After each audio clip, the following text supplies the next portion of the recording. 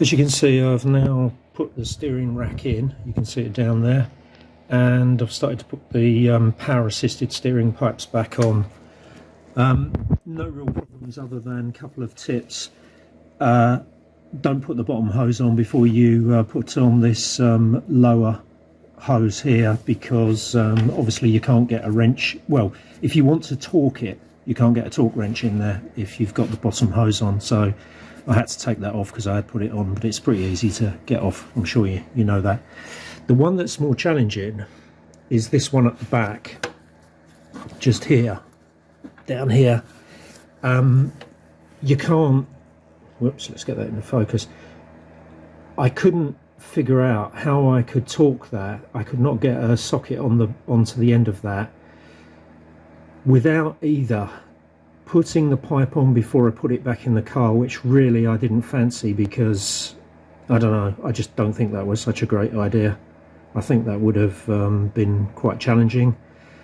Maybe the way you're supposed to do it is take the water pump off, but I really didn't want to get into that, because I can imagine the next thing I'll find is I need new bolts for those as well. And so I've gauged it with my arm. I think it's okay. I've still got the one below. You can see there's a union below. That pipe goes out and to the sort of well, I don't know whether you'd call it a radiator, but you know, the wiggly pipe that goes in front of the normal radiator. That's the pipe that goes on there, I think, and then that goes on into that mini radiator, and the pipe from the other side of that comes into the reservoir tank. So that's how it flows around the system. I've got to clamp, so the feed into the pump comes in here. This is the output side of the pump, and I believe that all of that power assisted steering leak that I had with this stuff, the fluid all over the place, I think that was coming from here. So I'm going to put the pipe back on, but I'm going to use a Jubilee clip, not one of those silly BMW clip things, and hopefully I'll be able to nip that up tight enough to stop the leak.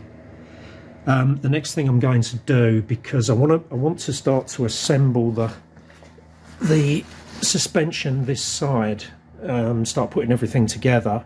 You can see obviously I've got all the various linkages hanging down.